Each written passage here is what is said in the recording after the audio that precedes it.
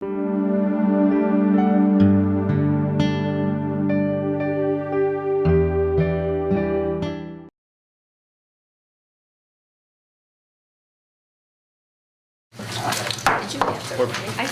now back in open session. If there's any comments, everyone has any comments, you have to sign in at the back. They just got to take the roll again. When I have to take the roll again? Sherry Kleiber. Here. Rachel Morello. Here. Linda Murphy. Here. Rich Regan. Present. Randy Brockway. Here. Mary Rose Mangia. Here. And Jeff Miller. Here. Let's rise for the Pledge of Allegiance. Pledge allegiance to the flag of the United States of America and to the republic for which it stands, one nation, under God, indivisible, with liberty and justice for all. The agenda tonight's a bit longer than is maybe ideal, but we've got a lot of stuff to get through. We'll try to get through it as efficiently as possible. At this time, we'll take public comments, if there are any public comments. Yeah. So basically,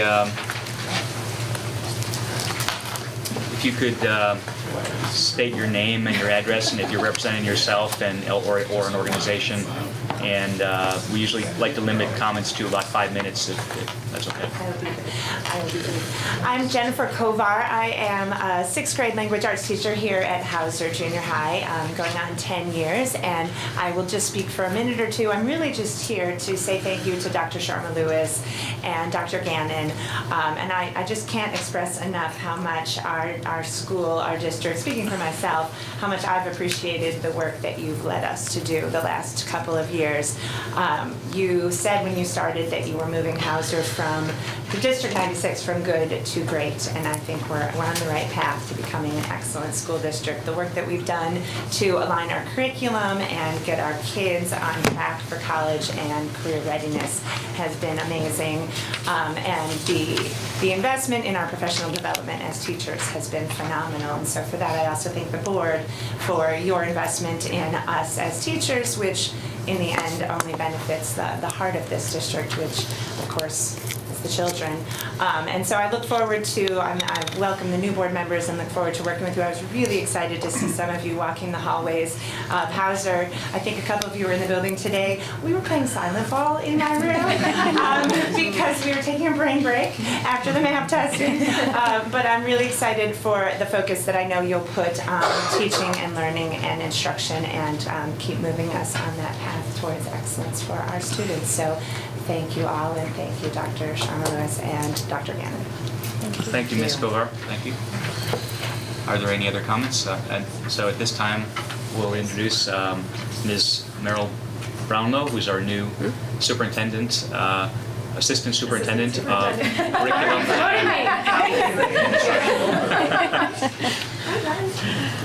Well, I just wanted to take this opportunity. Jennifer, you built such a nice segue for me to say those are all of the reasons I decided to join District 96, so thank you for reviewing that for me. As a follow-up to the written statement that was shared on my behalf at the last board meeting, I just wanted to take this opportunity to once again thank the school board for trusting in me, your students, and for an opportunity to serve this community. I'm really very excited to continue the work that's been started here. You're known for your excellence, and that's a path that I hope to continue. I wanted to share just really briefly sort of where I come from philosophically, and I call it the 4 C's, and it's communication, collaboration, continuous improvement, and community. And with those 4 things in place, I believe that we can continue the awesome work that's been going on here. And I sort of frame it as a position statement, and I say it like this. I have an organizational commitment to working as a learning community with a high degree of collaboration in developing partnerships with all district stakeholders by maintaining open lines of two-way communication and maintaining a mindset of continuous improvement where we can celebrate the successes and identify opportunities for future success. So Thank you again. On a personal note, I would have had my family here, but my husband's a professor at DePaul, and he had obligations down at the university. So my 2 kids are with a babysitter because I didn't think I could manage them and manage this. So I will do it easily. I have a soon-to-be 1st grader, Sarah, and a soon-to-be 5th grader, Lucy. And they're also very excited about this opportunity for me because we happen to frequent Riverside quite often, and so they're pretty familiar with the community, and they keep saying, "Is that going to be your office?" Is that so we're all very excited to be a part of this team. So thank you, and I look forward to working with you. Welcome. Thank you, Ms. Brownlow. I think the entire district is excited to be that you're coming here, and we're looking forward to working with you. So are there any further public comments? If there are no further public comments, Dr. Sharma-Lewis, could you address the most recent FOIA request? There is one FOIA request from community member Jennifer Linebeer for our district legal bills from April 1, 2014 to March 31st, 2015, and then the amount spent on legal counsel services that were provided directly to the board from the same dates, April 1, 2014 to March 31st, 2015, and the amount the district spent on legal counsels that were provided for specifically special education, contract negotiation, FOIA requests, superintendent consultations, and then materials not initiated by the Board of Education also for those same dates. And both requests are supplied in your packet and available to the public. If I could comment on the FOIA request, I just happened to look at some recent legal bills, and I see that, if I'm not mistaken, that we spend $5,000 to $7,000 a month on responding to FOIA requests. Our attorney bills us for responding to FOIA requests, and it's not a small sum of money.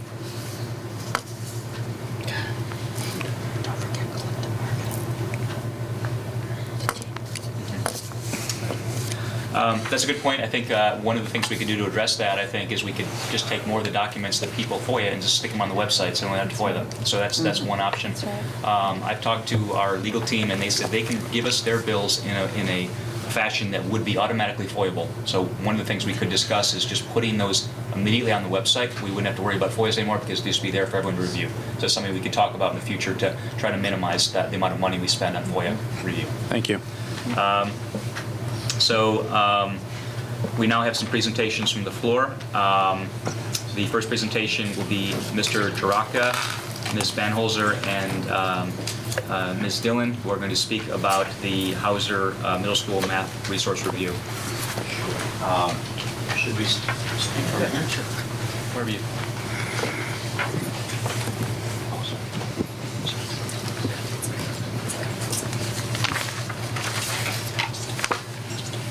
Mary will be handling most of the presentation. I just kind of wanted to give a background on the proposal that we have had here tonight. It became very apparent as we approached the beginning of this school year that there was a necessity for a resource that we could utilize with our curriculum. And so it was not only from the teacher's perspective, but also from the parent perspective, seeking out opportunities for resources that they could help their children with at home. And so Mary's going to walk you through just a series of questions that we wanted to use to just sort of address the general issues of Carnegie Math, which would be our report. Okay, just to give you a brief background, we had started last winter and spring addressing the Common Core standards and researching those and reviewing our current curriculum. And we identified Engaged New York as an online curriculum that best matched that. We mapped out our pacing and so forth. We then looked at curriculum again in the summer. We looked at both connected mathematics, the Glencoe's and supplemental materials, compared that to Engaged New York. And we also looked at the park samples, saw what best matched that. And from there, we felt at the time that most of the curriculum that was out there had been modified to start to address the Common Core, but without really taking the Common Core as its sole basis and then developing a curriculum from the Common Core. We saw things like you could, on such and such chapter on such and such page, find something related to the Common Core, but yet not in a nice continual flow that matched the standards we'd adopted. And so based on that, we took Engage New York because it was the most aligned curriculum, and it had the similar vocabulary, the similar conceptual basis that we saw in the standards, and we used that as our foundation. That is a free online resource that was available to both teachers and students. From that, we started that and implemented that program, but we also found some challenges with it. One, that it lacked some skill-based material that we needed. It was challenging to bridge the gap as we moved into Common Core. And it had no student textbook or resources for parents. And that was a big gap for us. And so we then continued to look for resources, and we also adopted 10 Marks as a program to help supplement it. 10 Marks is an online program in which we were also able to provide parents with some, and students with extra examples, with extra questions about this curriculum, and matched it up to our current curriculum. We continued to evaluate textbooks, and let's see if I can get this operational. There we go. We looked at big ideas, Carnegie Mellon, Engage New York, connected mathematics, and we found that when we addressed these, there were still several that were kind of in that old camp of not really having changed. We found Carnegie Mellon to be the resource that best matched for us, and we chose that to pilot it this spring. And at all grade levels, in 6th, 7th, and 8th, we've been piloting it. Now, some of the things that, whoops, let me get there. Okay, some of the things that we found was that it really, I skipped one slide. I'm too fast with this. Okay.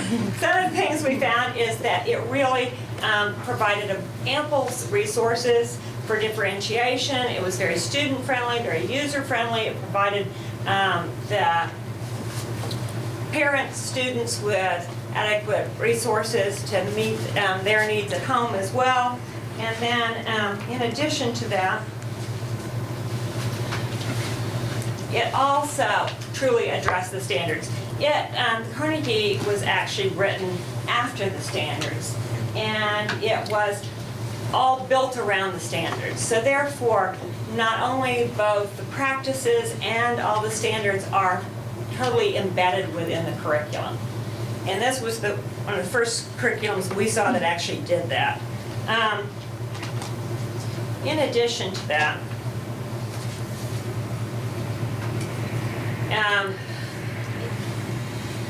sorry about that. It aligns itself to the pedagogy of it. It creates strategies. It uses appropriate models. It allows. It uses the tools, helps students use the appropriate tools for problem solving. It develops number sense, abstract thinking, and one of the things we felt most key is that it also, there we go. It provides that conceptual learning. It provides real-world application, authentic application, and it starts out with that for every student. Rather than a set of skills, it starts out with, why are we learning this? How does this relate to our real world? And that is really key and part of the standards. In addition to that, it also aligns with the RB's adoption of the Carnegie math. They are currently using it in the freshman algebra classes, and they are expanding it and implementing it to other levels. So it does align very well with that. If the resources it provides is it starts with a student text, and that has the conceptual background, it has the authentic applications. In addition to that, it develops those reasoning and inferencing skills. And in addition to that, there are student assignments that further develop that conceptual work.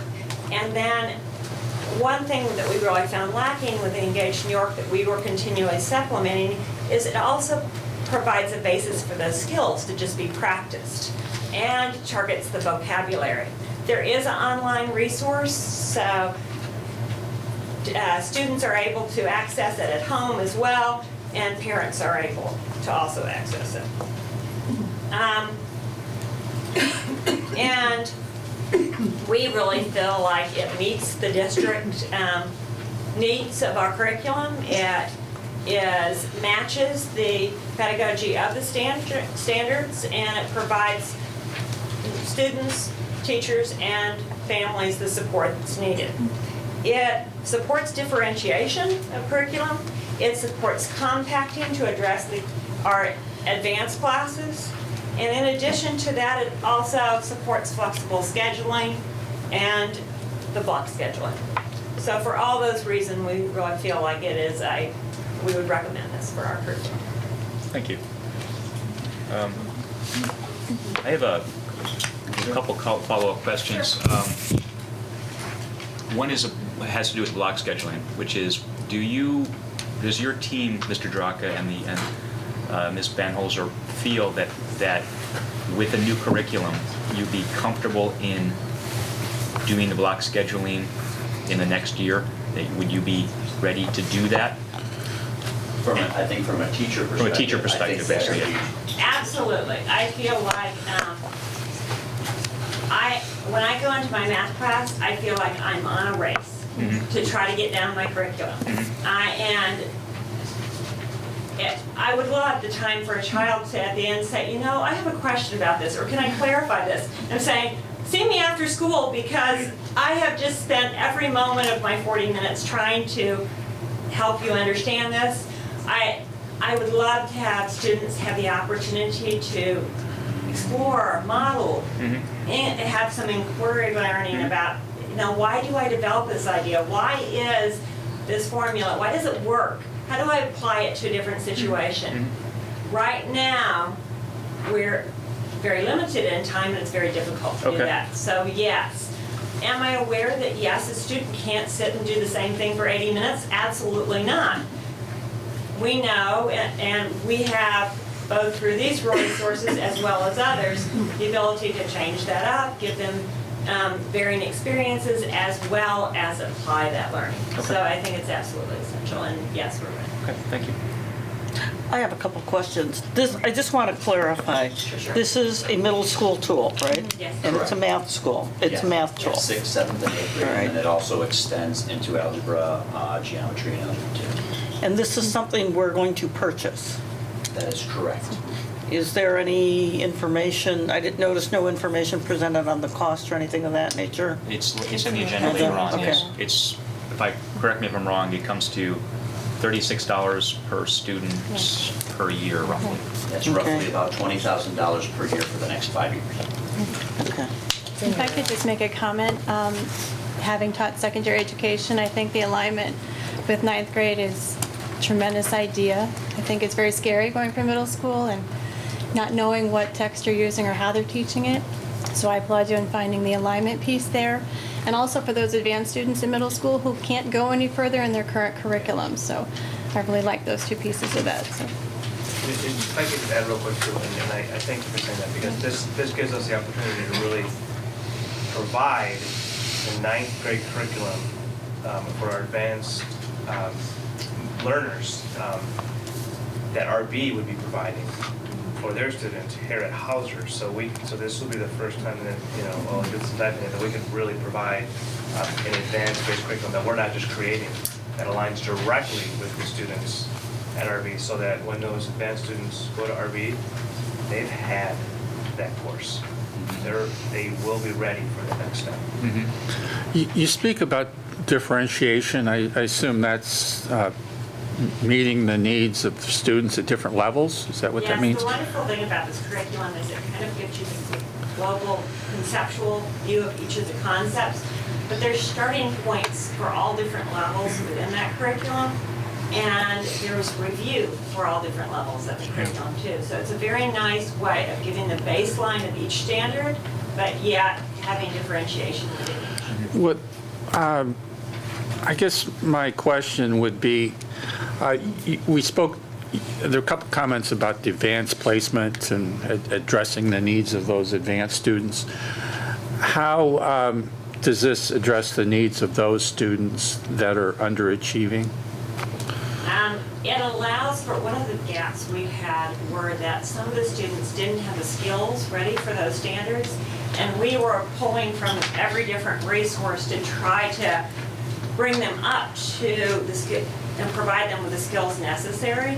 And this has resources that we can draw from, both electronically as well as in paper form, to help them develop some of those skills that they need to achieve that standard. So it very much does that for us.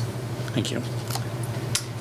I was just going to mention, another nice thing Mr. Duraka had mentioned today was the professional development piece that's embedded in this program. If you could just speak to a little bit about that. Yeah, and so the program is dynamic, and because it is, I have actually had the experience of working with Carnegie. I spent 2 professional development days with them and with the teachers at RB, and so it gives you some extensive practice in new instructional methods, and it allows you to utilize and practice with those resources, in addition to providing, I believe it's 2 days of professional development.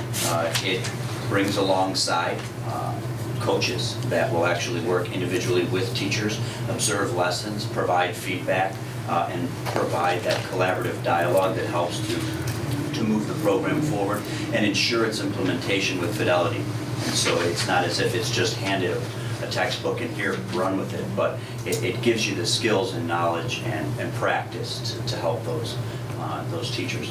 It also even actually kind of specializes to your need too, depending on your schedule or what level you're teaching, the staff development is based on that. And as well for the 80 minutes, because it is block scheduled, you said this text is designed for that, is that correct?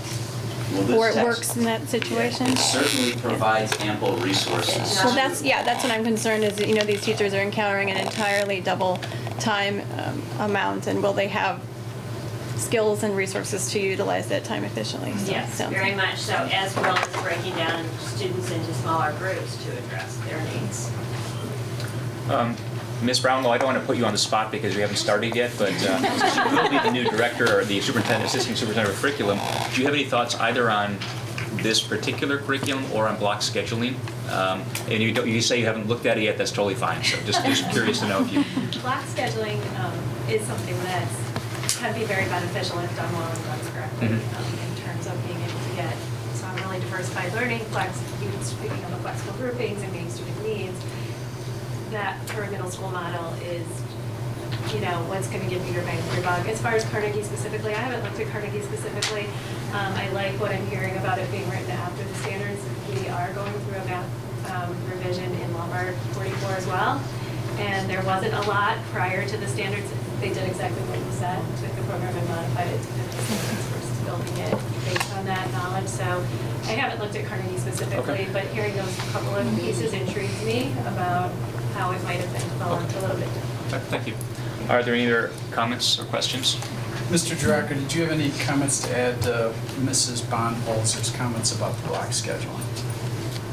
Well, from my perspective, I have, I think I began the presentation of block scheduling since, I believe it was January or February. So, in looking at that, it's not a complete block in that we have a blended block, both ELA and math are blocked, and the other subject matters would continue to be 40 minutes. And really, the goal behind that 80-minute block is to recognize the need that we need additional minutes in math to meet the Common Core state standards. And that's the bottom line of it. We need additional instructional minutes to meet the needs of the standards so that we can provide our kids with the best opportunity for growth in math. Any other questions or comments? Well, thank you, Mr. Rocca and Mrs. Van Holzer. I skipped item F in the agenda, so go back to it now. Are there any announcements, Dr. Sharma-Lewis? Yes, I do have one. We are going to pass with the school announcements because we're going to be sharing an overall year in review. But I do have one that the district participated the first weekend in May in the first annual art show organized by the West Suburban Consortium for Academic Excellence. District 96 invited 51 talented art students to showcase their artwork at the Cheney Mansion in Oak Park. Family and friends of the students join the artists to view artwork, talk with current, past, and future art teachers, and watch professional artists at work. With close to 2,000 people attending, the show and the event were an incredible success. There is a link on our website and also in the board packet showing some samples of our work, listing all the student names who participated, as well as a video. And I would like to personally thank, on behalf of the administrative team, Mrs. Heather Klausa, Harjeet Singh, Sarah Alvin, and Jean Mathis for all their work in coordinating and leading these efforts and getting all the students involved and communicating with the staff and with the principals and the community to get everyone there. So thank you for that. Thank you, Dr. Sharma-Lewis. The next item is approval of the minutes. Is there a motion to approve the minutes of the previous meetings? So moved. Second. Discussion? Juanita, could you call the roll? Excuse me. Rich Regan. Aye. Rachel Morella. Aye. Randy Brockway. Aye. Sherry Clyburn. Aye. I'm sorry, Mary Rose Mangian. Aye. Jeff Miller. Aye. And Linda Murphy. Aye. The motion is passed. Now we will hear a presentation from the superintendent and the district leadership team on the 2014-2015 year in review. Is it better if we talk on the mic? Okay. I'm challenging all of you principals and directors. You have to hold it very As long as you can get it up. Let's be careful today. All right. China. Be able to be global. Please. Thank you. Okay, as Dr. Miller said, we are going to present collectively our work this past year. For those of you who attend or watch board meetings on a regular basis, we give a monthly update of our guiding principles and our goals and priorities. So what we've done so far to bring you up to speed in the past is the district goals and priorities were adopted by the board in September 2014. They were provided from the district leadership team, which is our principals and directors, looking at school and department goals. And then the goal statements, so each principal went back to their schools, worked with their leadership team, and each department went back to their team and their staff and developed action plans to achieve those goals. So here we are today, present, our outcomes, what we've accomplished this year collectively, and also future, at the end, we're going to share with you, and for those of you in the audience, what are some next steps, and also for our board, what are next steps going forward of how to continue on the path of improvement. So our first goal was academic and professional excellence to ensure innovative and challenging experiences to optimize teaching and learning. And I'm going to invite our first presenter up, which is Dr. Gannon. And just for the benefit, I know we have some guests in the audience, so I'm going to ask the principals and the directors to please just introduce themselves before they speak. And you're going to see that we're going to have multiple roles in this, so you don't have to just do it for your first time. Dr. Gannon, I've already introduced you, so you don't even have to introduce yourself. All right. And Sam Shaw's going to come up and join me as well. So as Dr. Sharma-Lewis already spoke about, our first goal is academic and professional excellence. And our goal, again, is to ensure innovative and challenging experiences to optimize teaching and learning. And oh boy, it looks small. I'm sorry about that. So I'll read them for you. First objective in that goal is to enhance student success through personal growth and academic achievement and attain Illinois Top 50 school status measured by PARCC assessment and DLM. I will talk about some of the PARCC assessment objectives, and then Ms. Shaw is going to talk a little bit about DLM. Some of the outcomes that we've achieved, we developed and implemented consistent benchmark assessment systems across kindergarten through 8th grade. And these new benchmarks are consistent with the increased performance expectations of the Common Core. So we talked earlier on this year, we talked about more of our RTI numbers seem to grow a little bit this year coming into the fall. And that was because we realigned all of our benchmark data and the expectations were higher. So we were able to provide more services for students that may not have fell below a benchmark before, but now with the increased rigor and expectations and new benchmarks, they were either on that, close to that or had fallen below. So, and the board was very responsive to that and we appreciate that. We implemented the defined learning objectives aligned to the Common Core for ELA and math. All ELA and math lessons include student performance objectives aligned with the Common Core now. Many ELA and math units and daily lessons incorporate objectives tied to science and social studies. That's been a big push for us this year, was to really incorporate other disciplines into ELA and math. And that's another new thing that I really like about the Carnegie math program, is that also does that for us, or for the kids, I should say. We provided the continuum of special education, and that's what Pam's going to talk about. But before I turn it over to Pam, I do just want to there's a big difference in this year and last year in the sense of the work has continued, but this year has really been our implementation year. So it's been a lot of fun. Last year we were raring, ready to go, and this year we got to implement it. So I thank all the teachers that are here for their work, and all the parents that supported the implementation process at home as well. As Brian started to say, we provided a full continuum of services for students with special needs in the district. Pre-K through 8th grade, this was the first year that the district had an inclusive environment for children in early childhood programming in order to be compliant. That was put into place and also offered more of programming opportunities in the elementary and junior high levels too. The preschool child find process was brought to further compliance by really making it a year-round process with assessments and tools, not just a 1 year where the assessments were done for screening, but it's a year-round screening process so that we can identify children as they are needed to be found eligible. Okay, so we are still enhancing student success through personal growth and academic achievement. Some other outcomes that we've achieved, we've established a fluid scope and sequence for each instructional unit that supports ELA and math. So that's a standard scope and sequence, so the standards align and build on each other in all units for ELA and math. In our specials and encore subjects, this was a big thing during our PD for them this year. They developed a scope and sequence for each one of their units. When finished, the scope and sequences in art, PE, and music will align to in kindergarten and 8th grade. So the scope and sequence for art in kindergarten will align with the scope and sequence for art in 1st grade and 2nd grade, and you'll see a consistent system.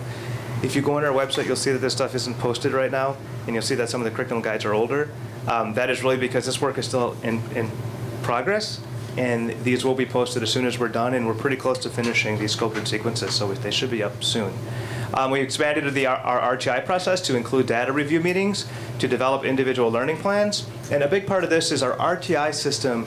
It grew from a data review focus to really understanding the data and reviewing it, to now it's more of an instructional application focus aligned to individual student performance. So now we have the data, what do we do with it? Now we have plans that are aligned to individual student growth as far as instructional practices to meet student needs.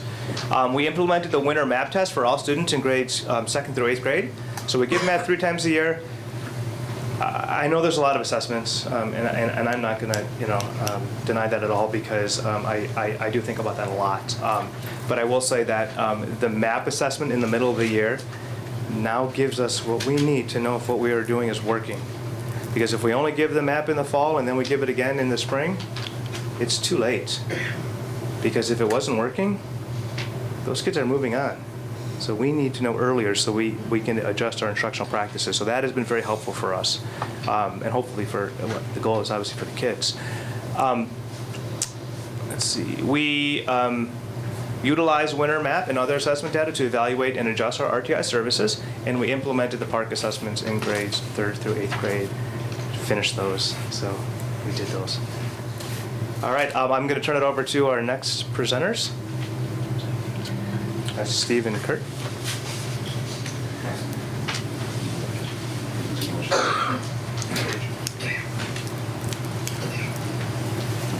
Good evening, I'm Steve Jaraka, I'm the principal at Hauser Junior High School. The second component to our first goal was to prepare students to be college and career ready and community ready. So really for the purpose of brevity, I'll kind of move through these relatively quickly. Each grade level committee successfully implemented units aligned to the Common Core State Standards, ELA and math. The Common Core State Standards were embedded into science and social studies instruction. The middle school fully developed a positive behavioral support system this year, which led to the creation of a framework for implementation in all of the elementary schools. We've established additional STEM programming to include robotics, again, Mrs. Van Holten, computer programming, coding, and animal science. We've researched and developed a middle school master schedule centered on instructional priorities. We've talked about that. Additionally, we've implemented new digital resources to support our curricular goals. My Math in K through 5, 10 marks in middle school, and News ELA in middle school as well. We completed a pilot of a mathematical instructional resource at the middle school level, which you just heard about, and selected materials aligned with Riverside Brookfield High School in order to better provide advanced high school level coursework for students that qualify. Mr. Preble. Good evening, I'm Mr. Preble. I am, or Kurt Preble, because we're all adults here. Sorry. I'm the principal over at Hollywood School. Continuing on with preparing students to be college and career and community ready, we implemented a transitional bilingual education program, or TBE, for English learners. We began a review or audit of our current gifted programming, what it offers, how you qualify.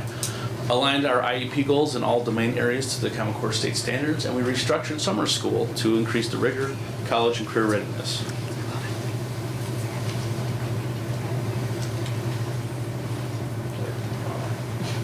Okay. Did we go there? The other way. Sorry. First time. There we go. Okay.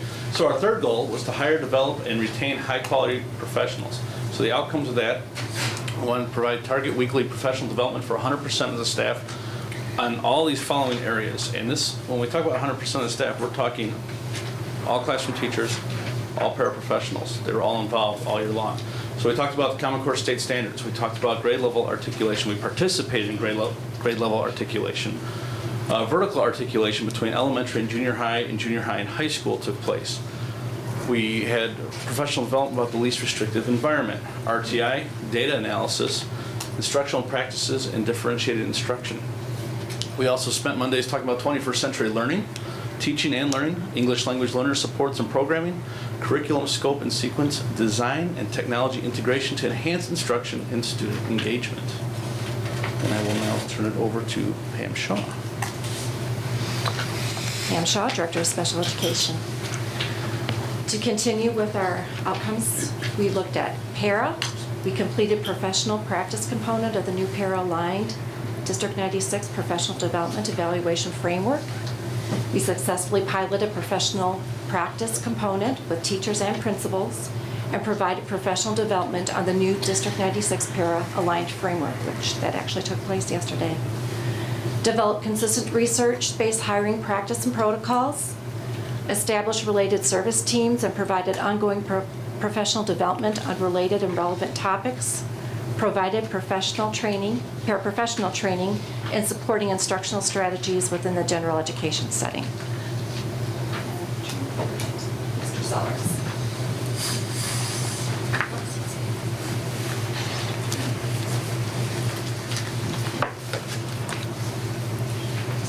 Goal number 2, financial and operational excellence, to maintain fiscally responsible and efficient processes for long-term district success. And where do I press? You just scroll down here on the side.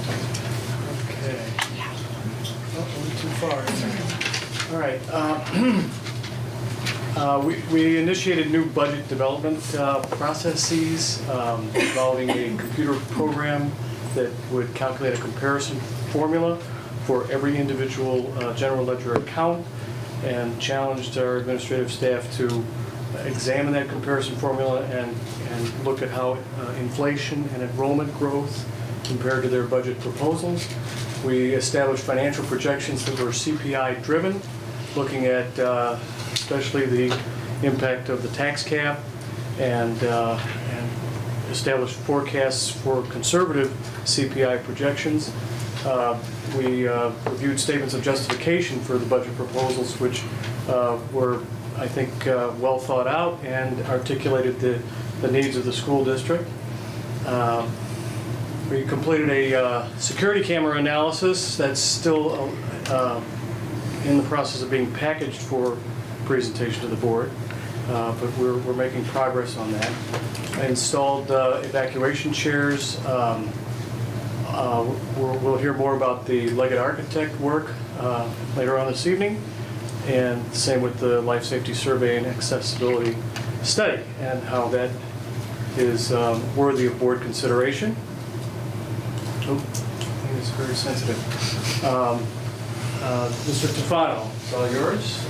Thank you. Don Tufano, Director of Technology. Continuing on with goal 2.2. Some other outcomes, we conducted network discovery, health check, and core network remediations that targeted all the routing and switching and network security and our voice wide area network optimization. And we implemented a fiber wide area network and internet connection to interconnect our schools and provide a very robust and secure single point of access to the internet. It's that connectivity that really allowed us to test, utilize Park and test Park in the manner in which we did, which we had a high volume of our students testing all at one time. Migrated to cloud-based email and e-discovery systems. We implemented cloud-based mobile device management solutions to remotely manage and track most of the district mobile devices. Some of the older ones could not be tracked under those systems. Implemented a cloud-based help desk ticketing and inventory system. We also migrated our staff websites from premise-based servers to hosted service providers, and identified a new lower-cost student one-to-one device in the Chromebooks that we talked about at the last meeting. Moving on to Area 2.3, implement efficient and consistent operational processes and procedures for purchasing and accounting, and improve documentation of related financial controls. Some outcomes. Through the business office, developed and reviewed an internal controls document, changed account numbers to ensure compliance with the Illinois Program Accounting Manual, selected new auditing firm to improve documentation of internal controls via the annual independent audit. We also implemented a project management and planning tool for district and school administration in order to increase operational efficiency, collaboration, and communication, and improve the data integrity of the district student information system and establish compliance practices with regard to the handling of student health data. And section. In order to achieve GASB compliance, we conducted a re-inventory of building contents and valuation of the school district's fixed assets, including detail level, for example, all of our musical instruments by the year purchased. The Board of Education approved changing to a new auditing firm, Eder Casella. We've already made plans for their on-site work to begin learning our computer systems and financial practices. The actuarial study by Donlan & Associates will also allow us to be GASB compliant, and that's to give evaluation of other post-employment benefits. Our goal 3 is rigorous communication, and we want to communicate in a purposeful manner to all stakeholders. And the first objective was that to develop a strategic planning process that engages all stakeholders in the district's continuous improvement process. So in November 2014, I provided information on 3 strategies, strategic planning proposals for the board. One of them is the Consortium for Educational Change. One of them was ECMR, which is the Educational Consultants and Research Analysis Group. and the third one is the Illinois Association of School Boards. So that is a project and something pending going forward with this board of how and which group they want to enlist and how to get stakeholders involved in the strategic planning process. Goal 2, I'm going to invite, or excuse me, Objective 2, Ms. Gorman to come up, and Mr. Diggs.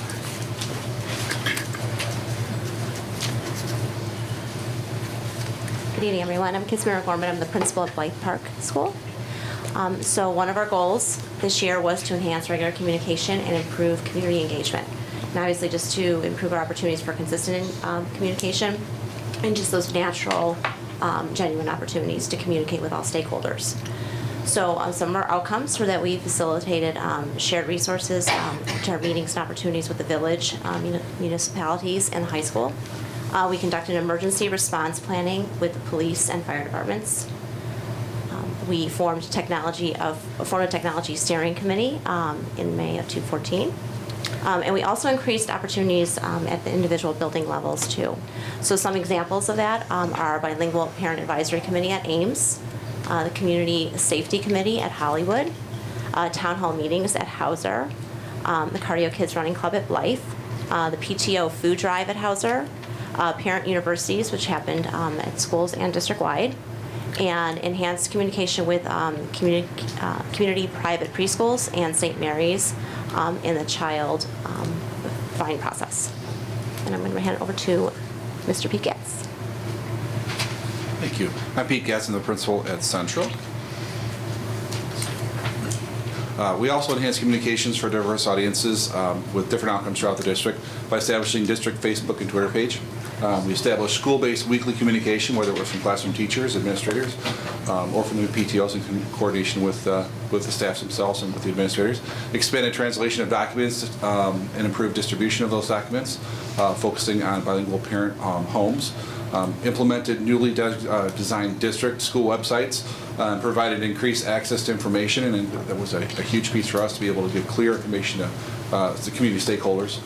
We reviewed and finalized the administration procedures aligned to IASB and the Board of Education policies, and provided additional opportunities for all families to participate in school and district activities. And we saw a big change with that with the start back to school in the fall, and having the opportunities for parents to bring their students in, meet the teacher, drop off supplies, and also for middle school kids to pick up schedules and have the opportunity for orientation before school actually started.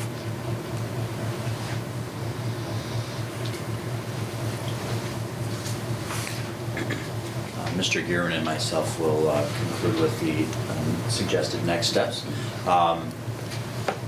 Some of the potential next steps would be to align instructional practices to the Common Core state standard expectations, to determine clear learning goals for all students, develop a balanced assessment framework, research standards-based report cards, and to prepare and post curriculum guides as Dr. Gannon had mentioned. Good evening. My name is Todd Gearman. I'm principal of Ames School. Going along with these suggested next steps, establish consistent PBSS district guidelines as our positive behavior support systems that myself and Ms. Gorman, principal of Blythe Park, are heading that committee district-wide. Our work is currently underway. We began back in February, and we're very proud of what we've accomplished so far. We have a lot more to work on, but we're looking forward to doing that this summer. Research and develop gifted and talented programming, so looking at our current Quest program in the elementary buildings and looking at our gifted programming in Hauser and what that looks like and how we can make that better for our students. Develop consistent RTI district processes and interventions. We currently have RTI processes in place in all of our elementary buildings and at Hauser as well. The question is, how do those feed into Hauser and provide a seamless transition for our students who are in Tier 2 or Tier 3 receiving services? Additionally, we are looking to research and adopt a student assessment system, research and adopt a learning management system, provide fully inclusive and accessible playgrounds, and to continue to monitor instructional time and implement a block schedule at Hauser. And finally, continue focusing on fully inclusive programs and procedures. I believe not only for our students with individual education plans, but our ELL learners as well, which we're currently doing. How can we make that better for our kids? Provide increased opportunities for Parent University, working with our parents, working with our community to find out what we should be presenting on, and putting those presentations on to our entire communities. research our facility, space, and enrollment needs, class size. That screams Ames right now, but it also impacts the entire district as well. And finally, continue to evaluate our wireless network.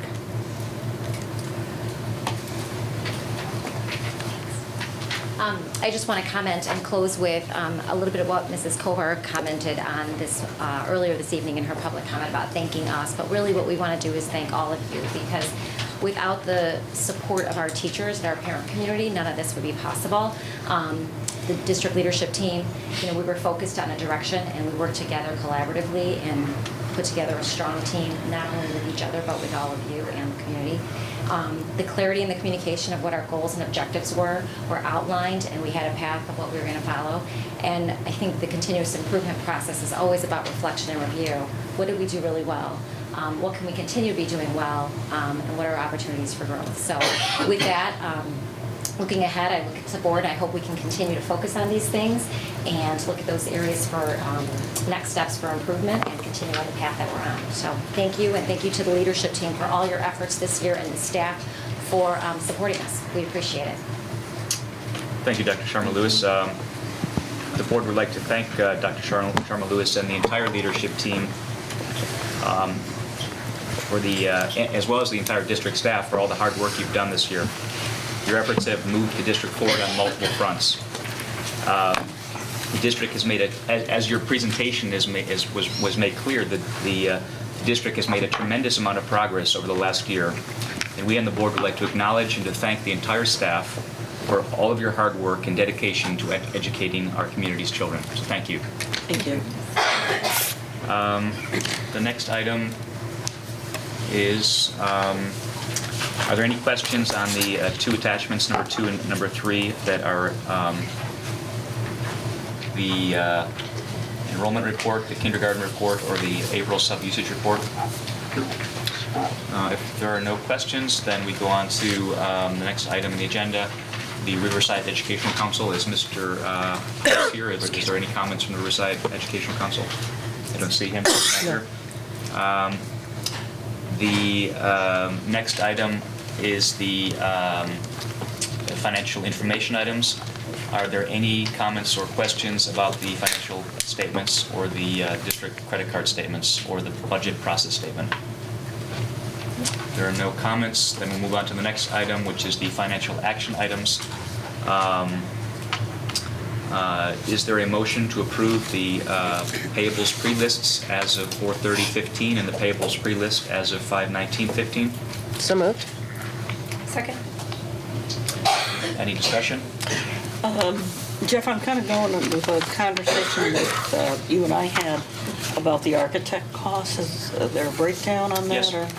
Right, so one of the items in the payables pre-list was the architect cost for the Hauser paving project, and I think there was a charge for $45,000, which Mr. Sellers broke down as an $18,000 charge for reimbursables, which I think is the cost of doing the core sampling and getting the permits and doing things of that nature.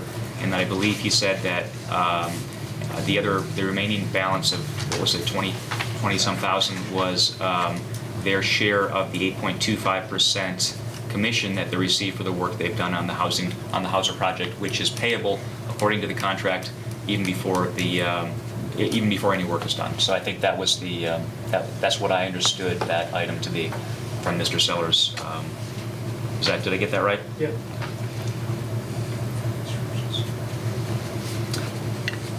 Any other comments or? So if there's no other comments, we need to take the roll. Rich Regan. Aye. Linda Murphy. Aye. Rachel Morella. Aye. Sherry Clyburn. Aye. Randy Brockway. Aye. Mary Rose Mangia. Aye. And Jeff Miller. Aye. The motion is passed.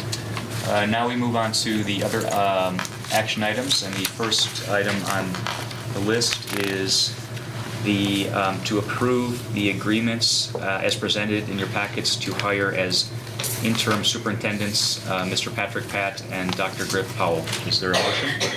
So moved. Second. Oh. Discussion? Second. Any discussion? We need to take the roll. Randy Brockway. Aye. Rachel Morella. Aye. Sherry Clyburn. Aye. Linda Murphy. Aye. Rich Regan. Aye. Mary Rose Mangia. Aye. And Jeff Miller. Aye. And the motion is passed. I just want to say the Board of Education is very excited to begin working with Mr. Pat and Dr. Powell. They both have a varied and distinguished work history and both have experience working in a wide variety of school districts. Perhaps more importantly, for the current job, they have a lot of experience working together as a team. All of the many references that our consultant, Dr. Bennett, spoke with praised their ability to come into a district and in very short order put everyone, administration, teachers, community, and board at ease with their straightforward and down-to-earth management style. Together with Dr. Sharma Lewis and her staff, the new interims have worked out a transition plan over the coming weeks, and we are very confident the plan will proceed smoothly. So welcome to Mr. Pat and Dr. Powell. We look forward to working with you. Finally, we'd like to thank our consultant, Dr. Bennett, for leading the search. Just as in the search for the Assistant Superintendent of Curriculum, which led us to hiring Ms. Brownlow.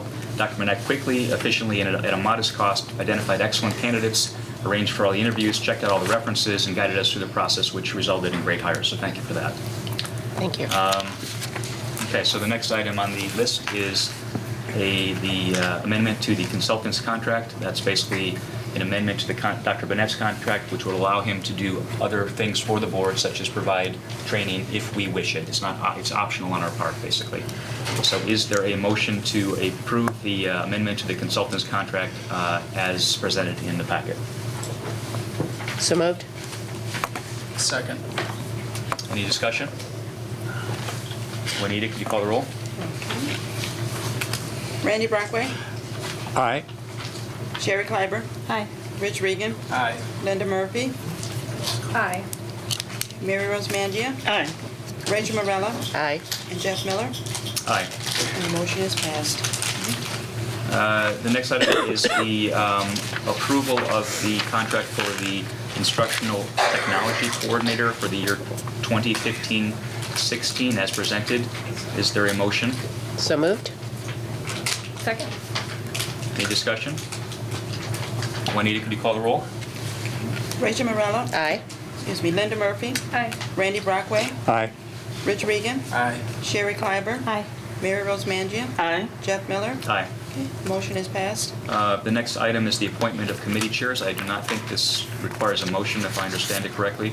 I would like to appoint Sherry Kleiber to chair the Education Committee, Rich Reagan to chair the Finance Committee, and Linda Murphy to chair the Policy Committee.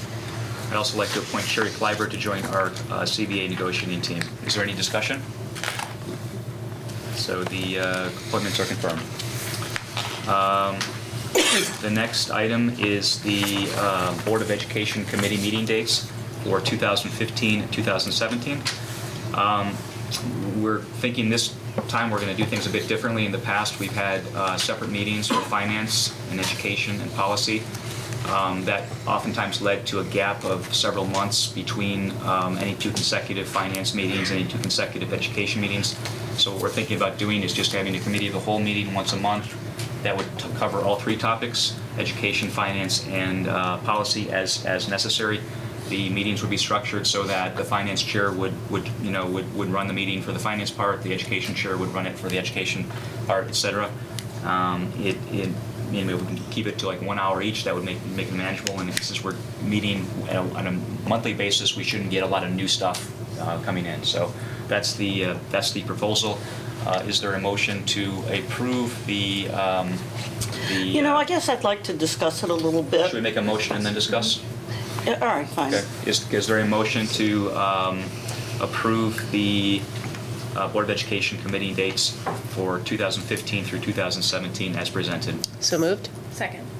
Yes, and I would also like to present an alternative motion to basically use the committee, to approve the committees as they were in the past with pretty much the same schedule as they had in the past. So you want to amend the motion to basically make it similar structure to what it used to be in the past? Correct.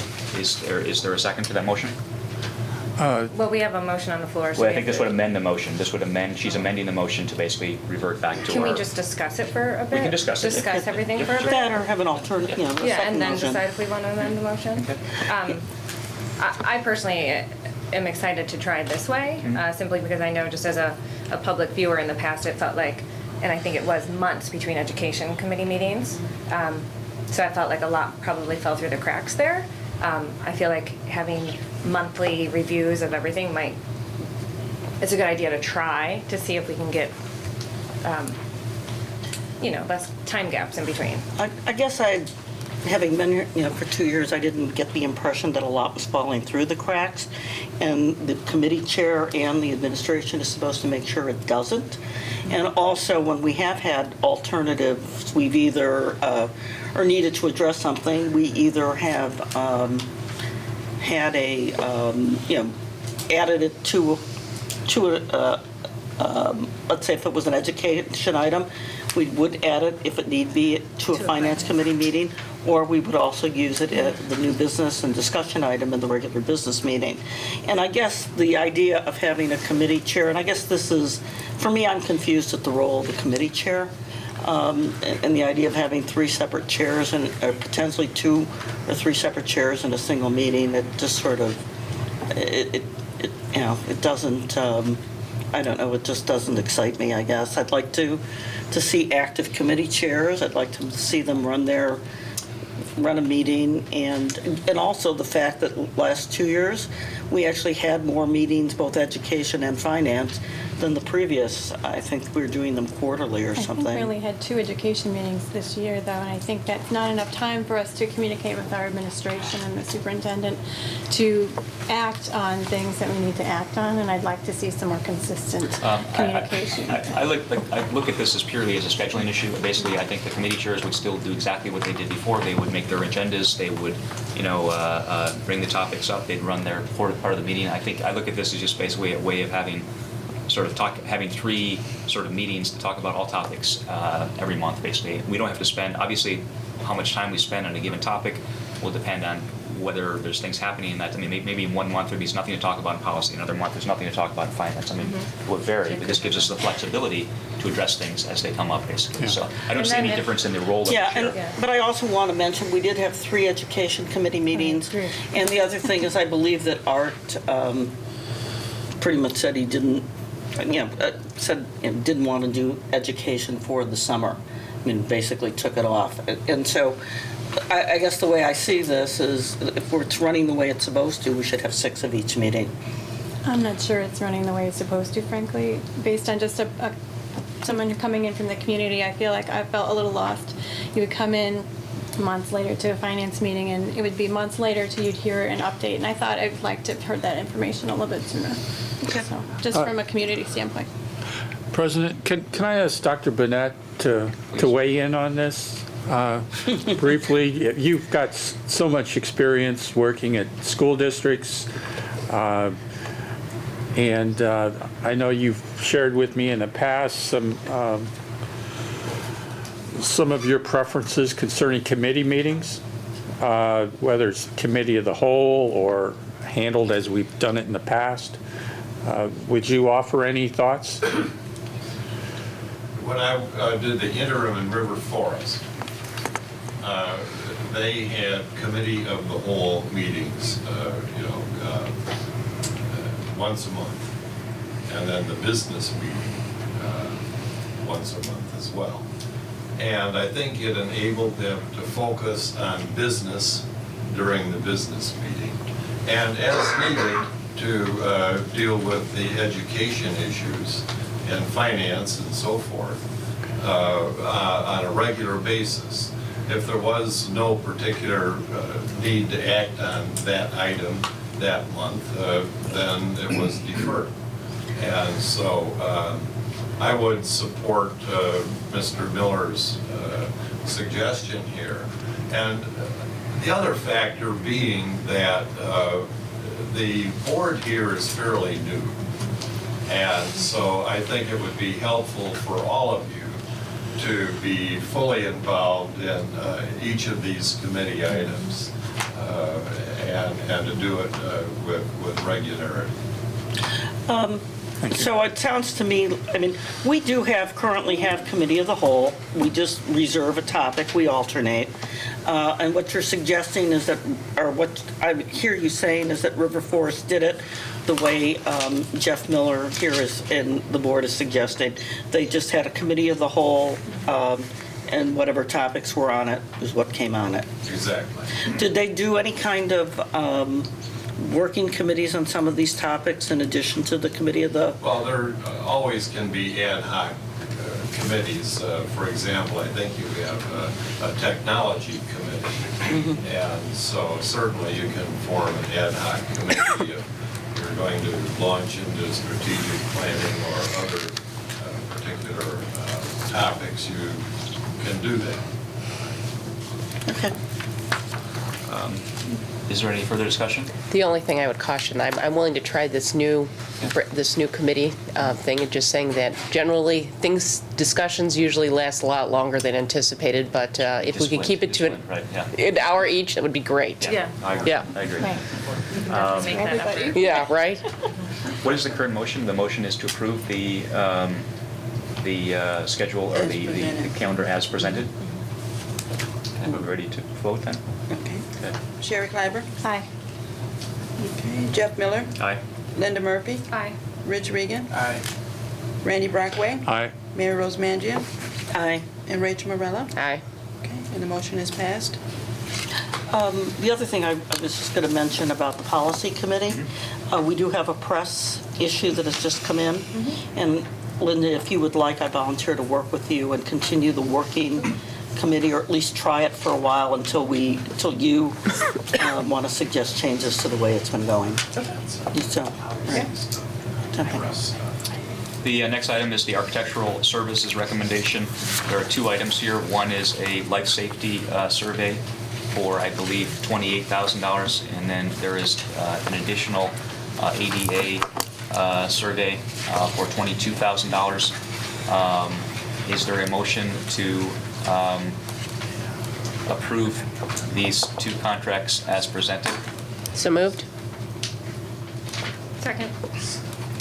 Any discussion? A little, yeah. I just want to make sure so with the accessibility study, for instance, obviously they'll go through all of our buildings and point out places we are not accessible. Right. Is it also offering the solutions? I think what... Or is it just saying you have... Right, what I think I these read in spots? in what Mr. Sellers wrote, or I don't know if the architectural firm wrote, but they said they would identify areas where we're not compliant and then propose solutions and then propose a rough estimate of the cost of that solution, I think was what I understood their proposal to be. Okay. Is that correct, Mr. Sellers? Verify that. Yes, just a little background. I think board members have toured the facilities and asked questions about our accessibility practices and whether or not the previous bond issue and major capital improvement program might have gone a little further as far as identifying and making improvements that were directed at accessibility issues. And so in response to the board's interest in this topic, we asked for Leggett Architects to develop a proposal, and that's what they have presented to you for tonight. Regarding the life safety survey, that is a state mandated every 10-year requirement. It will be filed with the Illinois State Board of Education. And during the process of interviewing and evaluating architect firms, we knew that was something that an architect firm would have to pretty much jump in as one of the early stages of their involvement with the school district, so that we could be compliant with ISBE and give the architect firm an opportunity to learn the facilities from top to bottom, backwards and forwards, and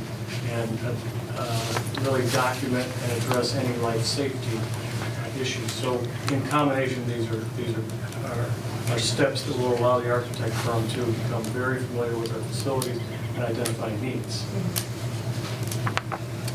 Could David Sellers, could you just briefly run through the items that would be covered in a life safety review? I mean, I would rather have Mr. Cassetti, if you give a kind of a general synopsis of the categories of life safety compliance that are, the life safety code is encyclopedic, and Maybe a top 10 list or the something. life safety code originated due to Our Lady of Angels fire in the 60s, and it was then that the Illinois State Board of Education said, okay, we need to have a serious look at fire prevention. And so the life safety code was first, that was the spark that set in motion a lot of attention to any kind of risk factor that'll occur within a school district. So I think Mr. Cassetti's ready to give us a better rundown. Sure. So basically, as David said, state regulated or mandated.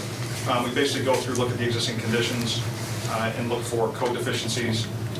We go through, put those in spreadsheet form. We also put together documentation in forms of floor plans, which are kept at each building that the regional office looks at. We also put report together, summary finding. We look at all the life safety items. So we'll look for, do you have, proper fire extinguishers? Are they currently dated? We're going to locate on the floor plan all the life safety devices. So sprinklers, visual devices, fire extinguisher cabinets, pull stations. We document all that on drawings, put those together, put them in a report. If there's any deficiencies, we identify those, review those with you, identify whether there's things that you can take care of on your own before submitting them, because once you submit them, then they become actionable and something that the regional will check up on and say, did you finish this? And as a strategy to mitigate cost, the architect will be using the 10-year survey from 10 years ago. Right. And as a basis starting point. It's not like they're going to have to reinvent every wheel as far as establishing our compliance. But in some instances, there have been numerous improvements done to some of the facilities. So those plans I had from 10 years ago may or may not match. Right. I just have a general question or comment about the quote, and that is, when we sort of look for, price on something, you usually get multiple quotes. You say, okay, we want to do this or want to do that, and we sort of seek out numerous quotes. And it seems like, from what I understand, what Mr. Sellers is saying, that in the architectural field, we more or less just go to the architect and say, what does it cost, and then we get a number back, and then that's it. And is that how it generally works? Because it seems like an odd. I basically have no idea if this price is like, is one that would be representative of the market price. You know what I'm saying? I mean, I would venture to say you can certainly check with other districts and see. Yeah, I'm not saying I'm not implying that you're what they pay for those, but we typically do these pretty much at cost because of the fact that we're looking for to build a relationship with the district and familiarize ourselves. So I'm pretty sure we're. Yeah, I'm not doubting that. I'm just saying the method is kind of be odd because it's usually because you're hiring the architects of professional service providers, so you're hiring based on a quality-based selection, and then from there, and certainly David and I went back. We talked back and forth on the numbers as well, but it's usually kind of the standard what we charging for that facility, especially if we're starting from scratch. Which we kind of are. We have background from the last 10 years, but I know on the ADA study, I think one of the items that I think we're very, very interested to hear about is the accessibility at Hauser and Central, getting between the floors, which we know is a big issue currently. And that is an area where I think we really want some attention into what the options are. If we're going to focus on anything, that's one of the areas that I think should be. And in doing that survey, I'm certainly going to talk with David and staff and see areas that have been brought up, that have been identified by the board as being areas of concern, and we'll certainly pay special focus to those areas. Mr. Draka gave us a tour today, and to go on their chair in Hauser from the first floor to the third floor takes 13 minutes, which obviously is... So that'll be one of the things we'll certainly focus on. So. Are there any other questions? Yeah, how many hours do you have built into your estimate for the 10-year life safety survey? I don't have it broken down by hour, but we're to bill out, so if it's 4,000 per building, to say on average, I'm trying to think what number we have in there, but You have 5,000 per school for 4 schools and then 8,000 for the middle school. Correct. So, just some quick math, I don't know how Bill the rate would be, but Just an average is fine. I'm just sort of interested in how much time you're spending in each school.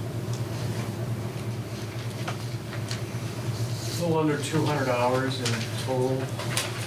right, so it's like 40, or, I mean, budgeting, if you use an average, say 100, it won't be 150 average, but if it was 150 average, it's about 33 hours, but it's probably, you know, you're looking at probably a good 6-8 hours walk down, then you got document preparation time, you got report preparation time, and then all that has to be uploaded into the IWAS system. So again, we're billing this out at probably a much lower rate than if we did this on a time material basis. And is there the senior project manager probably bills out at well over $150, $150 to $180 an hour. So there's a senior project manager on that, or I probably lead do most of the walkthrough myself. Okay, and then you'll have associate architects with you? Correct. Okay. Either with me or, you know, taking my markups from the field and putting those in. So I'd use probably associate staff to work on that piece of it, but I'd be doing all the reports and walking down all buildings. Thank you. Any other questions? Do we need to take the roll? Rich Regan. Aye. Linda Murphy. Aye. Rachel Morella. Aye. Sherry Kleiber. Aye. Randy Brockway. Aye. Mary Rose Mangia. Aye. And Jeff Miller. Aye. Motion is passed. The next item is a recommendation to change the district's electricity provider to withdraw from the Illinois Energy Consortium and to engage Vanguard Energy to obtain competitive quotations from energy providers to provide electricity for the district. Is there a motion? So moved. Second. Any discussion? I just had one question. I know they're serving as kind of a go-between to find providers for us. Do we have any certainty or that they would find, environmentally responsible providers? That's the currently kind of what we were doing before, so I'm curious to see if that would continue. I'm all for saving money, but I'd also like to see some responsibility in that area. So. Do you know, David? I really don't know. In the board packet, we listed out the initial quote that was dated, and Dynergy, Mid-America Champion, Constellation as competitors. Yes.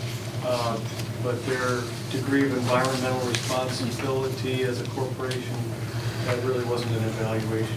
Okay, I was just usually, you can sometimes save money by going in different routes, so I was just curious if we had any information on that. So. I could certainly talk with the consultant and ask Or maybe we could how they would look into just that. make it a priority. I don't want to nitpick, Is the current consortium that we belong to have an environmental program that we belong to or not? I mean, is there any difference in that regard from what we're doing now? No. Okay. I think both the Illinois Educational Consortium and the Illinois Gas Cooperative are price-driven. They're organizations that are formed to obtain the best pricing for the member districts based upon market timing and how long the contract will be locked in for. And these are consultants that I guess they pretend to have crystal balls and can see the future. Unfortunately, nobody can. However, my own understanding of this particular Vanguard Energy Group is that they have a very excellent track record of saving money for their member districts.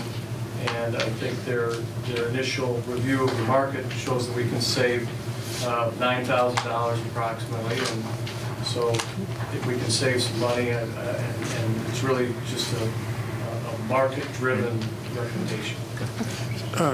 I would share your concern, Sherry, about the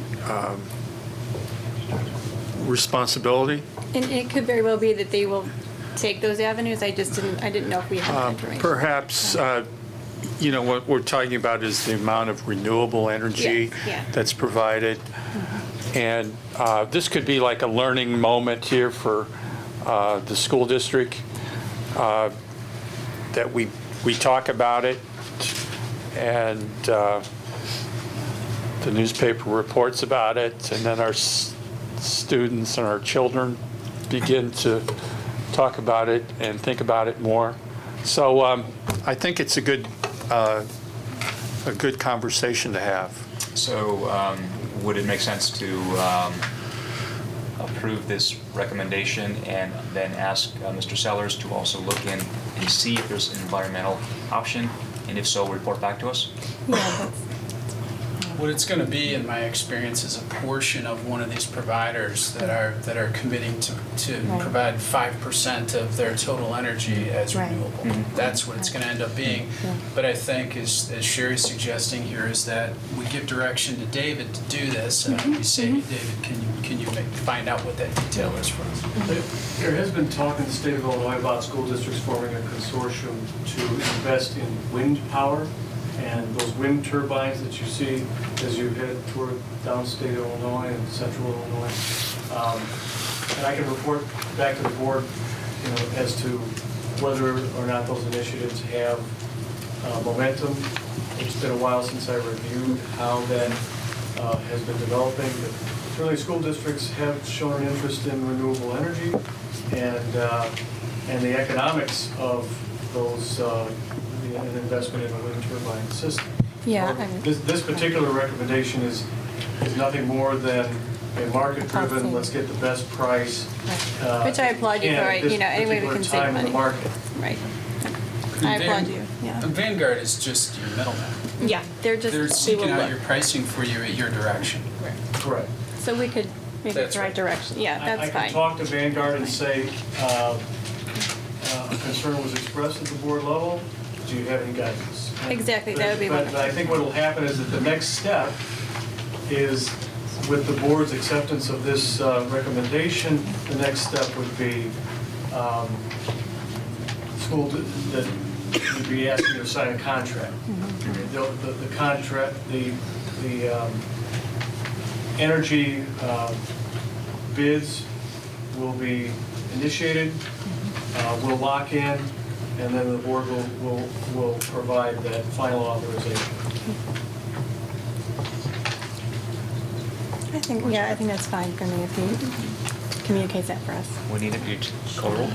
Randy Brockway, Aye. Sherry Kleiber, Aye. Rachel Morella, Aye. Linda Murphy, Aye. Rich Regan, Aye. Mary Rose Mangio, Aye. and Jeff Miller. Aye. Motion is passed. The next item is the Central Hauser paving project.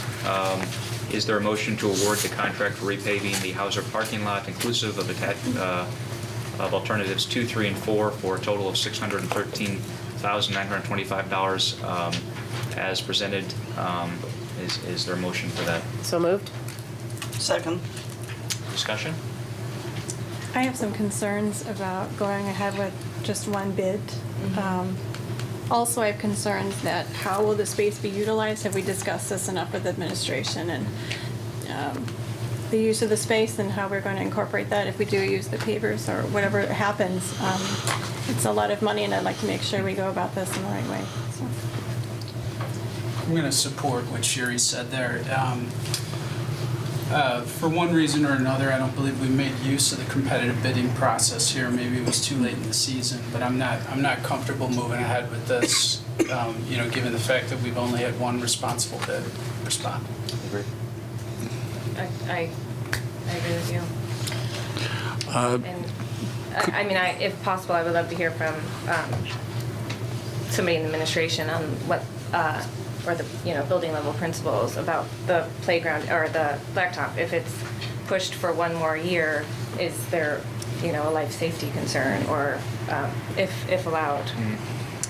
That would be David, the architect. What's the urgency of this project?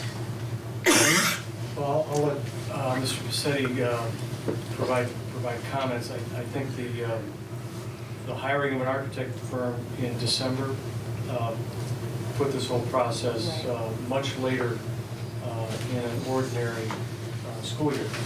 I think Mr. Passetti can provide comments about whether or not the bid that we've received from Matthew Paving is about the same as we would have received were there more multiple bids, and how that bid compares to what we should anticipate a year from now with the prospect of deferring this for a year.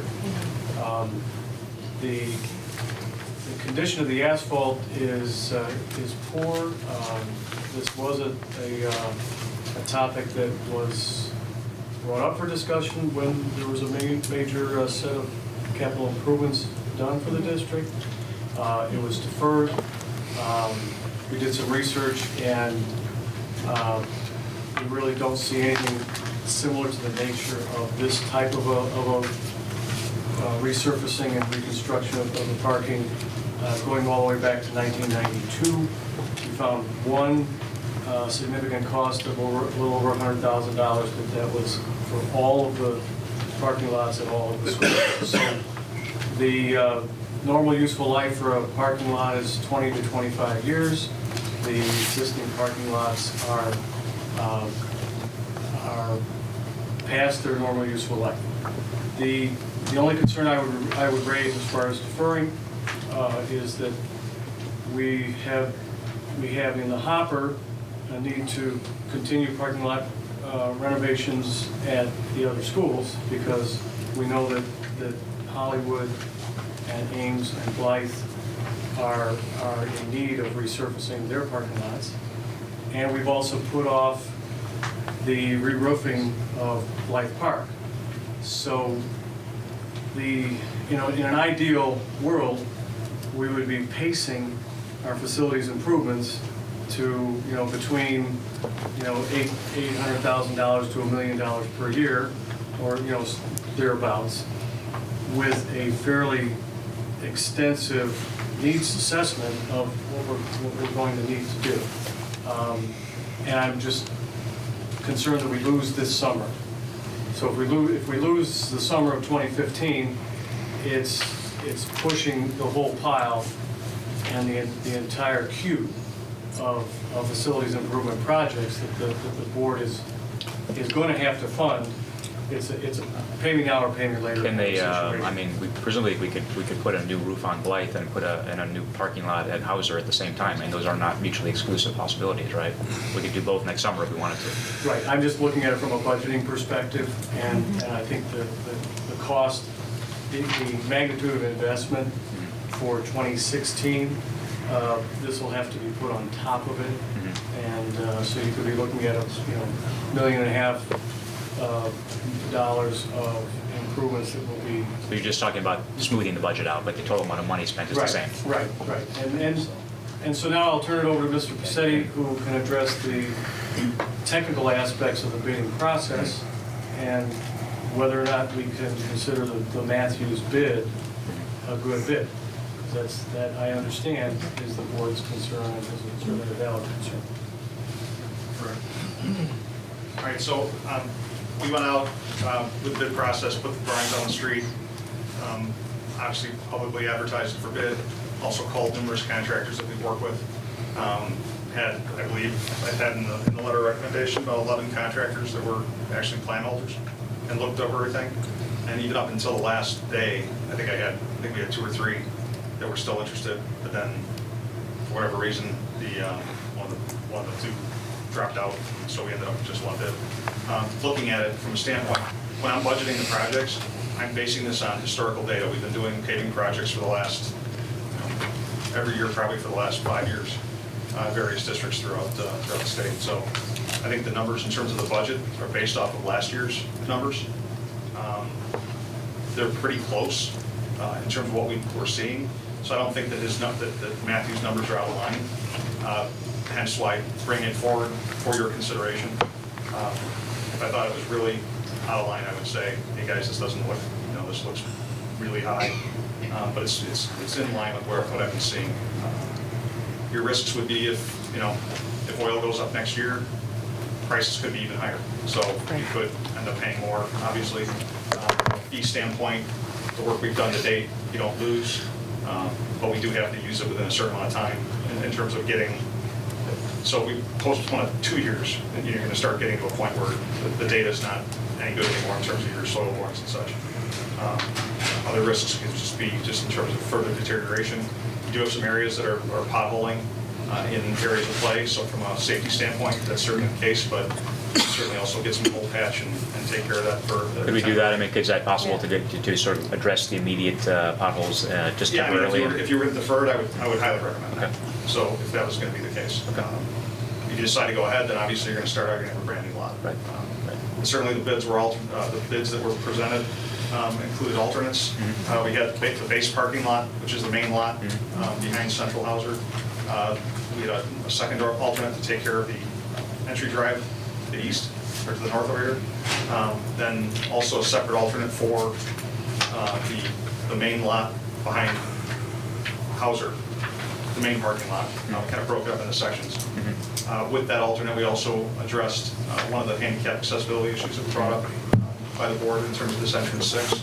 So we're building a new stoop with grade level less than 120, so we didn't require a handicap ramp. It would be just a very gentle sidewalk transition with some planter areas. And then we took another alternate for doing permeable pavers. In either case, in the first bid, parking fee, if you did the first or one alternate to do the Hauser lot, you'd have to redo the bike racks because the bike racks get pulled up when you're pulling up all the asphalt, just because they're anchored in. So that part and the stoop was included in that piece. And then the permeable pavers were held purely as a separate element if that was something you entertain doing. So, but again, that would be recommendation from you, how you want to proceed with that. That number I thought that number seemed a little high to me. I'd just like to make one comment. I've had experience with 8 acres at $1.2 million. That was in 2007. That worked out to be about $3.50 a square foot, but it was for 8 acres, so the magnitude of it was substantially larger than the magnitude of this, and it was 8 years ago. And even though the cost of oil and materials and the asphalt itself is, subject to fluctuation, labor costs just go up. The union scale doesn't go down typically. So whatever component of this bid is labor-based, we know by deferring it a year that portion of the cost is going to increase. That's the only other comment. So we can certainly, if it's your pleasure, we can certainly, table it and bring it back. I was going to say, how much higher do you think it is than it should be? I mean, it's probably where I would see the average. I mean, I just had another set of bids that were actually a week later, and some of the comments I got were that when I asked them, I said, well, I have 4 bidders on that one, and they came back and I said, well, why didn't you were on my list, why didn't you bid on Riverside? They said, well, I kind of like to stay on if preference be, I kind of like to stay, at 355, because a lot of them they're based out of Harvard or Hampshire or out further west. So, and on that, for whatever reason, I got really aggressive numbers, but they were, within say a quarter of a square foot, not huge differential. So. Any other questions or comments? And certainly, I don't like taking one bid either. I wasn't very happy with my second bidder. So, okay, thank you. So, the motion is to approve the contract for repaving as presented. Would you need to take the roll? Rich Regan. Does that mean the entire, with all 600? The motion is for all 3 options, A, B, C, and D, which is 613,000. Do we table it, or do we vote on this motion? You have to vote on this motion. We have to vote on this motion. Okay. Rich Regan. No. Linda Murphy. No. Rachel Morella. Aye. Sherry Kleiber. No. Randy Brockway. Aye. Mary Rose Mangia. Aye. And Jeff Miller. No. The motion did not pass. The next item is the Carnegie Learning Math Resource textbooks.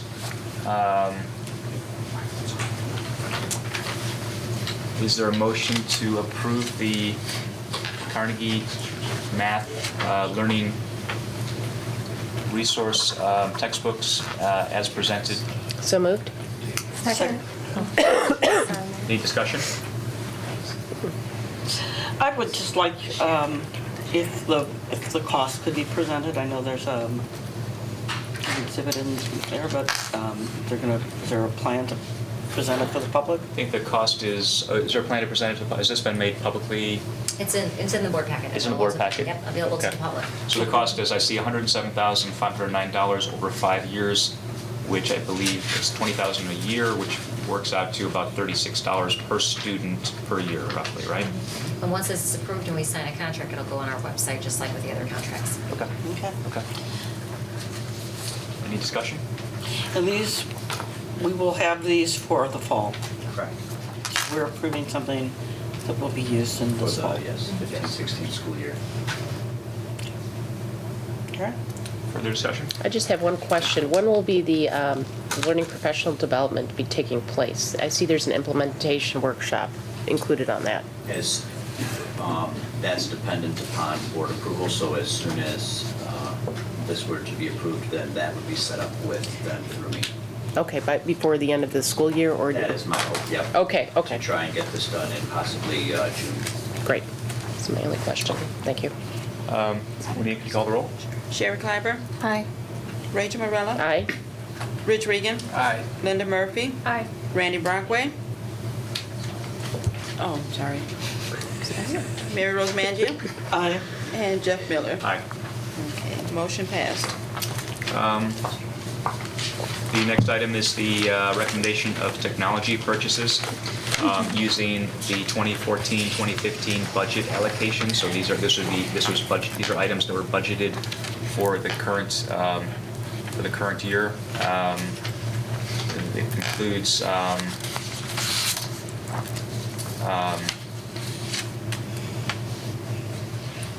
250 iPads for $91,500, 50 MacBooks for staff at $55,000, 220 Dell Chromebooks at $77,000, and 340 Dell Chromebooks for the third grade iPod in elementary use. So the total cost would be $340,400. Is there a motion to approve the technology purchases as presented? So moved. Second. Any discussion? Monique, could you call the roll? Sherry Clyber? Aye. Rachel Morella? Aye. Linda Murphy? Aye. Rich Regan? Aye. Mary Rose Mangia? Aye. And Randy Brockway? And Jeff Miller? Aye. And the motion is passed. The next item is the personnel report. Is there a motion to approve the personnel report as presented? So moved. Second. Any discussion? Juanita, could you call the roll? Sure. Rich Regan? Aye. Rachel Morella? Aye. Sherry Clyber? Aye. Randy Brockway? Linda Murphy? Aye. Mary Rose Mangia? Aye. And Jeff Miller? Aye. And the motion is passed. The next item is the Ames class section facilities for the 2015-2016 year. The basic issue is that Ames has 16 classrooms. They're a 3-section school. Therefore, they actually need 17 classrooms in order to accommodate 3 sections. They've been getting by for the last 5 years because their current 5th grade class has only 2 sections. So that the problem is next year that 5th grade class is moving on, and then they will have 3 sections in each grade level which they can't accommodate. So 3 options have been presented. Option A is to keep kindergarten at Ames with art on a cart. And option B is to displace 1 section of kindergarten from Ames to Blythe Park and then ask them back to Ames in the following year for 1st grade. The third option is to send 1 section of Ames kindergartners to Blythe and provide them with full-day kindergarten and then ask them back to Ames in the following year. And although this has not been discussed and it's not listed on the agenda, there are other options, one of which would be to do what actually must have been done about 5 years ago, which is to send 1 section of Ames kindergarten to Blythe and just leave them at Blythe. And that way you would permanently, not permanently, but you'd solve the Ames overcrowding problem, or at least the immediate problem for the next 5 years. from what I understand, the administration at Blythe would be receptive if they have room. They've got extra space, so it would be okay for them because they have a 5th grade section, just like Ames, which has 2, and the rest of their sections have only one class. And so they're like the mirror image of Ames, basically. The sum of the 2 is always 4. So it's 2 and 2, and then 3, 1, 3, 1, 3, 1, all the way down. So we basically, if we took that option, we would be replicating what they did 5 years ago. So if we were interested in that option, what I would recommend is that we discuss it, but not vote on it this time because we have not presented it to the community yet. We can get feedback at the next meeting if this is something that we think is something we want to do, and that way take a vote later. So, Jeff, a question on that 4th option. Is there any reason we can't make that decision next year? It's for next year. It's for. No, I mean the year after. In other words, let's say we vote, which we don't know, to move that section to Those Blue. families have to know. I mean, it would be, the community has to know what's happening. For the next 5 years. Well, Okay. yeah. the problem with one of the problems with the options A, B, and C is that we would be required to do that every single year. You see what I'm saying? Like this year they go there and come back. Next year they go there and come back. It's not just a one-shot deal. Whereas if we get a section that's at Blythe, which uses the space that they actually have, that essentially we don't have to consider this problem for some time. Not to say there's other space problems which we know of, but this particular very pressing problem would be solved at least for 5 years. So and the other thing about this option is that it is consistent with our policy. It is our policy to do this. So the other options I don't think are consistent with our current policy, whatever 730 or whatever it is. The flexible boundary. Flexible boundary policy. Right. I see the motion says we send them and ask them back. Right. I had another idea that came to me. Are we still doing the kite program for kindergarten? Yes. Okay. And when are those assessments due? Are they due at the spring or are they due in fall? I don't know. Because as the program is designed now, the kids come the morning, they have to go home, and they have to come back in the afternoon. Okay. Why not use the Blythe all-day kindergarten specifically for the kite students? In the option that If the option numbers C work. that has the all-day kindergarten. Right. Have it continuing where they go and come back. And although it creates the problem down the road for Ames, at least that's a solution to deal with the kite program where we couldn't participate as working parents because we couldn't go get them at noon and bring them back to school, so on and so forth. What is that kite program? It's one of full the days. administrators could probably explain it better than me. So the students are assessed before they come in the fall, kindergarten assessments, and students who require extra intervention or extra support to get grade level ready, they have the option to attend the kite program, which is an assisted, similar to very much to an RTI, but it's a full half-day program for the afternoon for the kindergartners who attend in the morning. Yeah. I would just be leery of beginning full-day kindergarten for any group unless we can offer it to everybody. This isn't just a terribly personal issue for so many people, and I think we need to consider community feedback before we just start a pilot with no plan. So we just need to be part of our strategic plan. I feel that if we're going to offer it, we need to be in a situation where we're almost ready to offer it to everybody. I feel like we're going to dip into something we're not ready to dip into yet, personally. But this kite program, it is an ongoing program. Right. And Are there enough students in kite to qualify an entire section? it seems to me like this could be a beautiful win-win. Right. And is the kite program every day? Yeah, but we couldn't say that all those kite kids are going to be from Ames. This problem is specifically at Ames. So you can't say that these 20 kids or 16 or however many are going to make a section that are going to qualify for the afternoon section of kite. We don't know that yet. When we look at our test scores back in the fall, I guess it was map testing, there were a number of kindergarten students that were not well prepared for kindergarten. I think that was Kindergartners, they don't take math. They don't take math. well, We have other assessments. You have other assessments, okay, I'm sorry about the map. Yeah. But am I not mistaken there, Brian, that we have children entering kindergarten that are not prepared? So when we give the kindergarten assessments in July to incoming kindergartners, and based on the results, we will begin to design programming for the kids. And one of those options is kite. The kite. Yeah, no, kite. I mean, kite's a little bit more complicated in its in the way that services are provided, because if you're a morning kindergartner and you qualify for kite, you have the option of going to an afternoon program. Now, you don't necessarily get that program every day because we have 2 kite teachers from both schools. Right. If you are a afternoon kindergarten student, then you know obviously there's no kite offered in the morning, so there's some co-teaching, team teaching that happens in the afternoon, because the kite teacher is free in the afternoon because they have a morning section.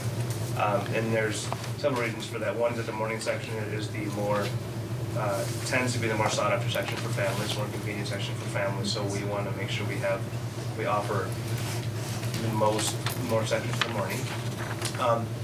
The other, although I like the idea, the other concern that I would have is exactly what Dr. Strummer said, is that, you know, for kite, you may have 5 kids at Ames that qualify, and you might have 5 kids at Flight that qualify, you know, 3 kids at Central. So it wouldn't necessarily be enough to make any one of our schools have one less section of kids, because we're not taking like a group of 20 kids from one building. So it would be a group of 20 kids created from all over the school. Yeah. So essentially, it doesn't solve the space problem. It's sort of a separate issue. Maybe it's desirable to do for other reasons, but doesn't directly address our space issue. Well, it could. The impact would be you'd end up displacing probably some more kids, because you'd have to take kids from Hollywood and you have to take kids from Central. Right, but we'd still have the problem of Ames, which is we still have. Well, no, you'd have to disperse them all. You'd have to Or disperse them, you're saying, to all over the district as opposed to just the Flight. Exactly.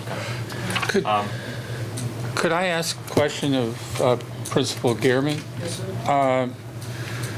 Would you concur with that assessment that there are not a disproportionate number of kindergarten students at Ames that are underachievers starting out? I wouldn't say it's any different than any of the other elementary buildings. I think that, Dr. Dan's assessment is pretty accurate regarding, there's going to be 3 or 4 from Ames, there could be 5 from Central, 2 from Hollywood. I also agree that it would not solve the space issue at Ames, because you're taking them from all different places. I still have to try to fit X amount of kindergartners with the current class size policy of 20 or below into 3 sections. I'm looking at the current numbers of 44 students, and registration still taking place all the way through August. We currently are now in 3 sections of the current class size policy of 44, being that there's 20 students per section. And historical data has shown that we have about 15 or 16 students that will register over the summer once school gets out. So that puts us close to about another 60. You're looking at about mid-50s as far as total numbers of kindergarten students for next year. So that does justify 3 sections without the space available. Does it make sense? Also important to note that one thing we don't realize is that some of the kindergarten parents wait till the very end to register, so they miss the summer assessment windows. So those are kids we don't even have accounted for when we go and sit down to try to place kids and see who would qualify for kite. Those kids have missed the summer assessment, so they show when we're assessing them in the first week of school when they've already been assigned to homeschool. So does it make sense to separate those issues and then maybe talk about kite in a separate context then? Possibly in a future agenda? Sure. Okay. Do we want to make a motion on one of the options A, B, or C, or do we want to return to this issue next month and consider option D as well? I feel like we should probably talk about a few of the options to try to Yep. whittle Narrow it it down. down Okay. so Yeah. that we can Good idea. be a little more Yeah. clear on it. I don't know if we can Maybe focus just go on through option A, B, and C. option A and talk about that, and Or should I'm we not just do a sure. motion and just vote on it? Or you want to do that? I mean, or just talk about it? Oh, it's up to you. I was Let's thinking. talk about, okay, Yeah. what about option A? I mean, is anyone here favor I would option A? never support R in a cart. I think it minimalizes that program. It's a course just like any other course. These are Right. qualified teachers. You wouldn't ask science on a cart or, So is you there know, anyone? I don't think that's Is there anyone who would appropriate. favor option A? No. So option A is out then. So option B, where we send a group from Ames to Blythe and then back again with half-day kindergarten. Is there anyone in favor of that option? I guess of the options that are on the table, that's, that are being presented Yeah. tonight, that would be the one I would I have favor. these I think I would like to definitely hear more about that More of that, versus okay. the displacing and staying. So we'll retain that option. The to consider. half day, moving to Ames or Blythe and back to Ames, and then moving to Blythe and staying. Mhm. I would like to hear some more okay. administrator feedback on those two and what that.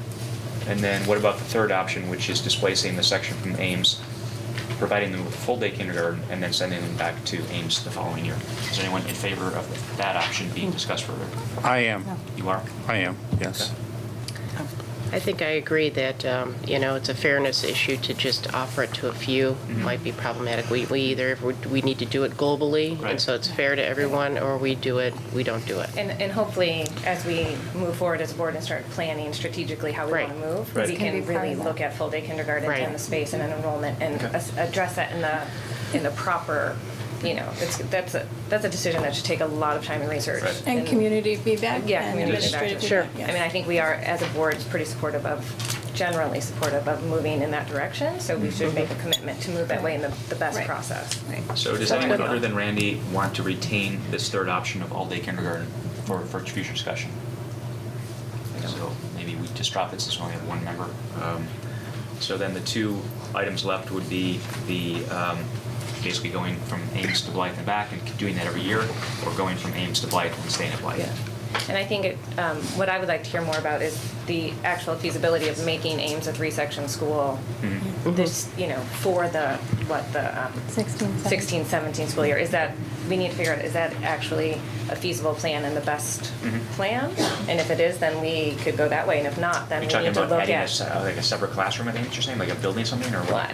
I'm saying with that in mind, it means that they're wanting to bring that classroom back, so I'm assuming that would mean you would want Well, to what be I a think they're three-section. doing is that they're coming back every year. So like the kindergarten would go, they come back as first graders. The next kindergarten would go, they come Is back. that, So they start their educational tenure district 96 at Blythe, and then they come back. So there'll be two so in not just for kindergarten 1 year, always. but that would continue to They happen? continue Right, to but two in- educate two in every year, kindergarten, not and to then- make Ames at three sections. I'm sorry. Right. So you're basically two in kindergarten, always two in kindergarten, and then three in all the other classes. But Yes. some other talk I've heard, though, is that ideally, that Ames would then become a three-section school and then stop that process. Well, I think there's two Okay. things on the table. So the first one, what we presented last month, was all of these options would simultaneously require, or we would request, a facility study at Ames. Right. Looking at how to increase space to make it a three-section. Or what Dr. Miller just shared, that kindergarten stays, Ames' third section of kindergarten is always Always at in- Blythe, and then they come back for their first through fifth grade. Or the first option that which is the new option D, Ames' Ames' third section of kindergarten starts at Blythe and then continues through fifth grade at Blythe. right. And then that bubble that we have right now just continues how I it mean, is. the fact of the matter is that Ames is overcrowded, but Blythe is not. Blythe actually has space. Right. And so we should utilize that space rather than trying to build we should definitely utilize that space before we kind of.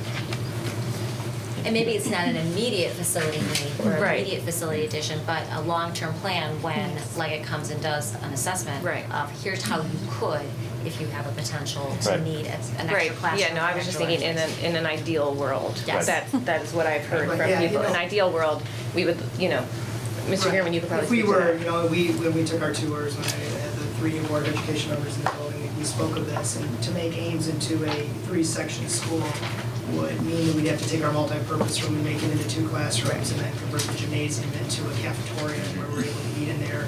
And there was a question of storage for the table, so we talked about creative ways and Dr. Miller even mentioned, taking out some of the bleacher area and possibly looking at that as far as accommodating for space for tables and kids can eat.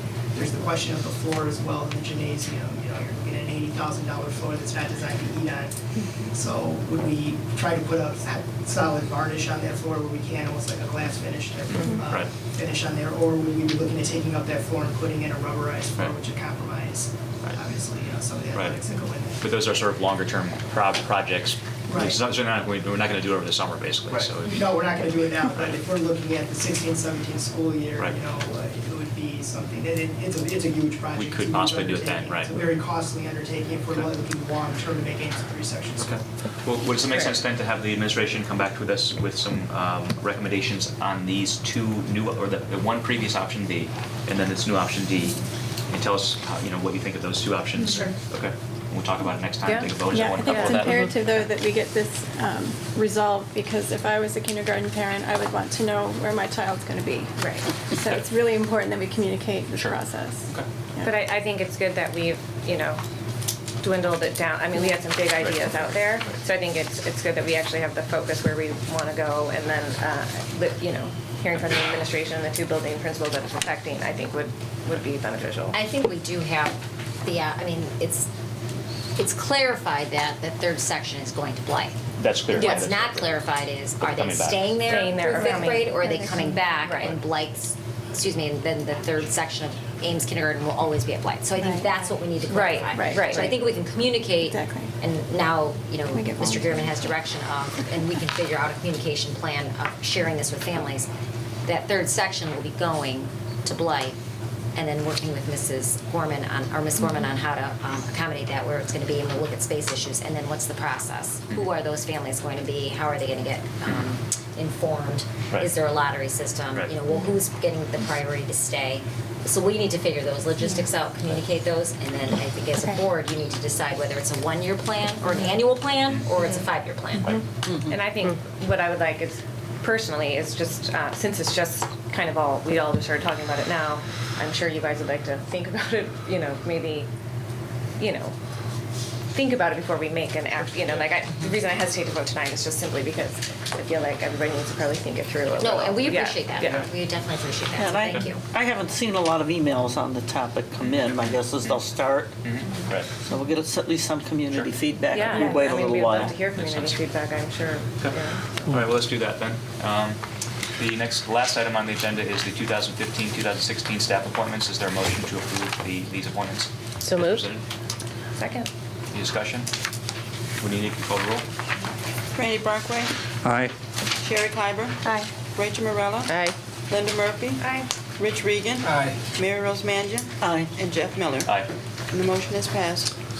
So that concludes the action items. We have a new business discussion item, which is Board of Education training. Dr. Burnett has proposed some topics that either he or possibly the new interims or some combination of other administrators could basically give the board some tutorials. I think the idea was an hour or two tutorials on the topic of board policies and operating procedures, community relations, curriculum instruction and assessment, facilities and district operations, finance and budget, legal matters, legislation, personnel, and other areas of interest. To me, I think it makes, as a new board member, I would be delighted to have this kind of instruction. I don't know how other people feel about this, what time would be convenient.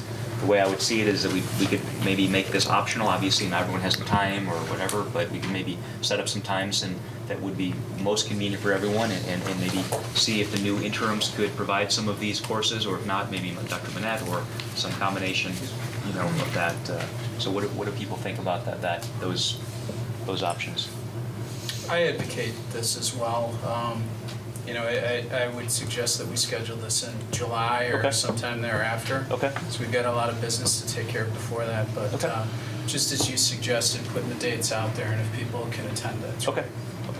So then why don't we revisit this at the next regular session and see if there's some dates in July. We can maybe, at that point, the interims will have started. We can talk to them and get some feedback from them on what they recommend in terms of, you know, you have a state requirement for the state school board. Right. Yes, we have that. We're registered. So Yeah, we're scheduled that. registered. Yeah, Yes. yes, we're doing that. Yeah, I think it'd be great too to get that done Okay. and then see where Yes. we need to fill in the gaps. I was wondering if I'm just throwing this out there, and I don't need an answer right now, but would it make sense to add, additional time on the 25th for some of it, that the IASB, won't go over in the 3-hour session? That's an option because it's something we're already all Oh, scheduled you're to already- do. July. That's smart. Yeah, Yeah. but I don't think that'll do everything, but at least it'll, It's a good idea. there might be one section there. Yeah, I'm certainly in support of making sure we're trained in the proper manner. It's one of those things, that Absolutely. ongoing education, basically. Okay. Yeah, All right, I didn't know who West 40 was. It's a good idea. I didn't think of it. Any other discussion on this matter? I think it's July. Future meeting dates, the next regular business meeting will be June 16, 2015, at 6:30 PM in the Learning Resource Center here at Hauser. We will have another regular business meeting on July 21st, 2015, also here at Hauser at 6:30, and then we'll have one on August 18th, 2015, here at Hauser. And when is the next committee meeting? Do you know? We just June 2nd. June 2nd will be our first committee meeting. Is that, what time is that? Is that 7 p.m. 7 p.m. here? Yes. Okay. So may I have a motion to enter into closed session for the purpose of discussing the appointments, employment, compensation, discipline, performance, or dismissal of specific employees, including hearing testimony on a complaint lodged against an employee to determine its validity, and what was the other matter? Litigation when an action against, affecting, or on behalf of the school board has been filed and is pending before a court or administrative tribunal, or when the school board finds that an action is probable or imminent, in which case the basis for the finding should be recorded and entered into the minutes of the closed meeting. So moved. Second. Can you call the roll, Anita? Linda Murphy. Aye. Excuse me, Rachel Morella. Aye. Sherry Clyburn. Aye. Randy Brockway. Aye. And, I'm sorry, Rich Regan. Aye. Mary Rose Mangia. Aye. And Jack Miller. Aye. Motion passes.